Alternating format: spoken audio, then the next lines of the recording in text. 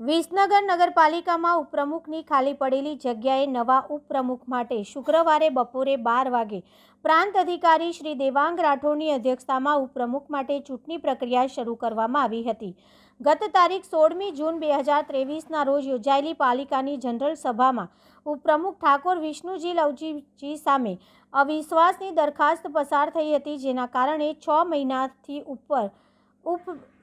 મહિનાથી ઉપપ્રમુખની ખાલી પડેલી જગ્યા માટે જિલ્લા કલેક્ટર દ્વારા ઉપપ્રમુખની જગ્યા માટે ચૂંટણી યોજવા માટે જાહેરનામું બહાર પાડ્યું હતું, જે અંગે શુક્રવારે નગરપાલિકાના હોલમાં પ્રાંત અધિકારી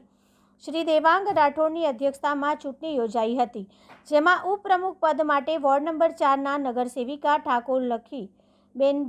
દિલીપજીને ભાજપે મેન્ડેટ આપતા ફક્ત એક જ ફોર્મ ભરાયું હતું અને વિપક્ષ તરીકે પણ કોઈ ફોર્મ નહીં ભરાતા ચૂંટણી અધિકારી શ્રીએ લખીબેન ઠાકોરને ઉપપ્રમુખ તરીકે બિનહરીફ ચૂંટાયેલા જાહેર કર્યા હતા। જ્યારે લખીબેનને ઉપપ્રમુખ તરીકે ચૂંટાયેલા જાહેર કરતાં જ પાલિકા પ્રમુખ શ્રી ઉત્તમભાઈ પટેલ અને તમામ પાલિકા સભ્યોએ શુભેચ્છા પાઠવી હતી અને મોં મીઠું કરાવ્યું હતું। વિરોધ પક્ષના નેતા શ્રી સામળભાઈ દેસાઈ સહિત હાજર રહેલા કોંગ્રેસના સભ્યોએ શહેરના વિકાસ માટે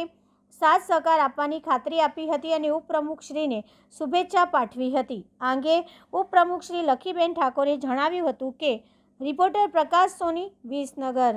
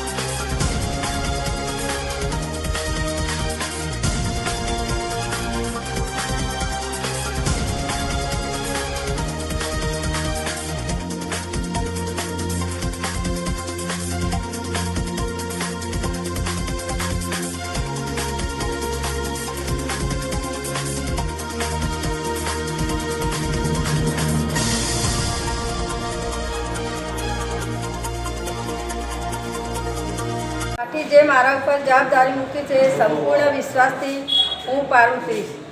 અને આવનાર સમય માટે વિસનગર શહેરનો વિકાસ એવો સારો કરીશું।